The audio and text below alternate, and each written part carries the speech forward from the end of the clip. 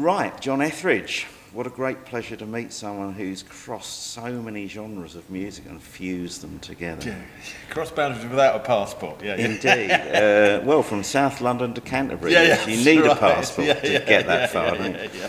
So what took you from South London to Canterbury in the first place? Well, I wasn't actually in Canterbury. You mean Canterbury in spirit? In spirit, yeah, the sort of soft machine it was, thing.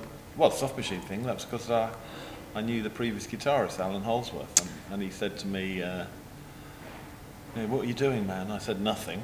So he left them my number, and I did an audition and got into the soft machine, which was out of the blue, like a lot of things were, and the same thing when I played with Stefan Grappelli, the French violinist, that was out of the blue. So not a bad out of the blue moment. Fantastic, yeah. You know, not everyone has those out of the blue moments. No. And it was a bit of. With me, it was a bit of luck. I used to hang around guitar shops, and that's where I'd been in a band with Darrell Way called Darrell Way's Wolf. Darrell Way was the violinist with Curved Air, and I'd been in his band, and then I wasn't doing much, and I used to hang around the guitar shops just because I did. And that was the thing to do in the 70s, because nobody ever sold you anything. You just could hang around, couldn't you? You used to hang around. And they used to get pissed off with me. Ivan Morant's famous shop, he used to get really fed up with me because I'd sit there playing the guitars all day. No. Anyway, so I bumped into Holsworth there, who I kind of knew vaguely. And he said, "What are you doing?" And I said, "Nothing." And so he took my number, and then he put the soft machine onto me. So, improvisation and fusion, because you brought jazz into, I guess, a bit of psychedelia. I mean, how did that happen? Well, I don't know if I did particularly. I mean, it was, I grew up listening to the usual people, but also because my dad was a jazz enthusiast, I was hearing Charlie Christian and Django Reinhardt and people like that, which at the time was quite rare. Because most people, you just heard what was currently available. It wasn't like now, listeners, where you just go bing and you've got the whole history of music in front of you. Yeah. That's why when Keith Richards saw Mick Jagger or vice versa on the bus with the Muddy Waters album, that was such a thing. Everybody go now, well, it was amazing because to get a Muddy Waters album meant you had to go and search through Charing Cross Road or somewhere to some obscure shop and find a Muddy Waters album. So that meant you were really into it. Same thing with the Django Reinhardt albums I had. You know, I'd occasionally come across people who'd got one, you know, and so I was really into that. So and then I was in the kind of Clapton Hendrix scene. So I was kind of trying to put those together, and that's what that early fusion was. It was like putting those things together. And finding that in fact they did belong. Well, sort of, and also it got me a lot of mileage early on because I actually arrived in London. I went to university, which was it was enjoyable, but I could have stayed in London. But for some reason, I went to university and I did my degree. And I arrived in London in 1970, and by then everybody was fed up with everybody doing Eric Clapton at the auditions. So you go to an audition, and there'd be a line of guitar players with a more or less beautiful sound, playing, you know, and I could do a bit more, so everybody would go, wow. So I didn't stop working for years, you know. So you're self-taught, aren't you, as well? Which is amazing. I mean, so did you sit there with your foot on the record player slowing them down? Or? Yeah, all that. It's not that amazing for people of my generation. Thousands of hours of... All the people I know, you know, fairly well of my age, like Richard Thompson and Albert Lee, Jim Mullen, and whoever you think of. They're all self-taught, more or less. They've all got individual styles. I mean, look at Albert, you know, this sort of big thing. And actually some of those inflections that they use that wouldn't come out of a tuition book make them what they are. If you've been to school particularly, I mean, books is one thing, but if you've got an actual teacher or you've been at a college where there's a climate of conformity, that's why I like Hawkwind, you see. Because one of the things that appeals to me about them is that it's pre-genre, so you know it's metally, it's bassy, it's like those bands like I was in the Soft Machine. Although by the time I joined the Soft Machine, it was more jazz rocky. But initially, that was another band where you sort of say, well, you can hear kind of influences and things going on. But now everybody's so clearly categorised to themselves. They clearly categorise themselves because they'll take one thing and you say, I want to play gypsy jazz. Right, okay. So when I was doing it, you sort of winged it and you listened to records, slowed them down a bit, as you said, you know, and sort of worked it out wrong and came up with your own version of it. Now, you know, you go through the whole program and you end up sounding like an absolute imitation of the thing, you know. So this kind of bit like, I think now, because there's so much stuff available, yeah, it's a bit like painting by numbers. Yeah. The untrained eye produces this variation, doesn't it? Yeah, exactly. So are there any hallmarks for the guitarists out there of things that you would recommend they do to sort of develop an individual style rather than just following the sort of painting by numbers yes thing? And no. I mean, it's nice to feel that you've got command of the whole thing, which I don't have, you know, because, you know, people now, they get totally trained, they understand everything, they can play practically anything, and that's great, and probably makes them employable, you know, and that's the way of the world.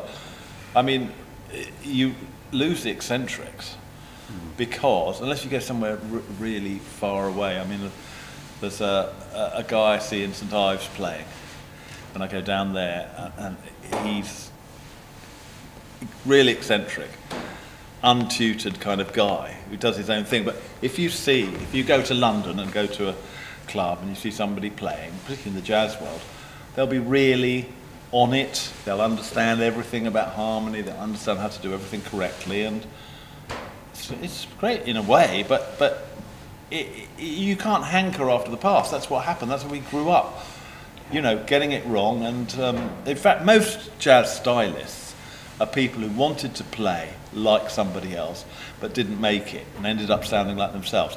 So for the first, between the ages of 15 and 25, they're going, oh, all I want to do is sound like, you know, whoever, Wes Montgomery or something, but I'm not making it, you know. And then somebody goes, oh yeah, but you've got your own style, man, it's great.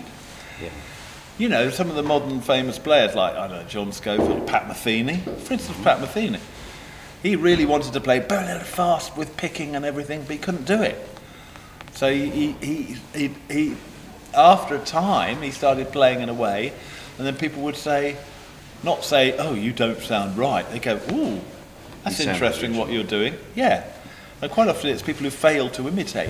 Whereas the great imitators, I know, you know, great session men who can do anybody. Yeah, just and they don't sound like anything when they play, you know. They don't sound like, you just go, yeah, that's great playing. But so on that theme of sort of training versus improvisation, you worked with Nigel Kennedy, and he was down here in Chatham a little while ago. That's very interesting. Offered me a bottle of champagne. We've just been doing 3 gigs, and there was some talk he'd come down tonight.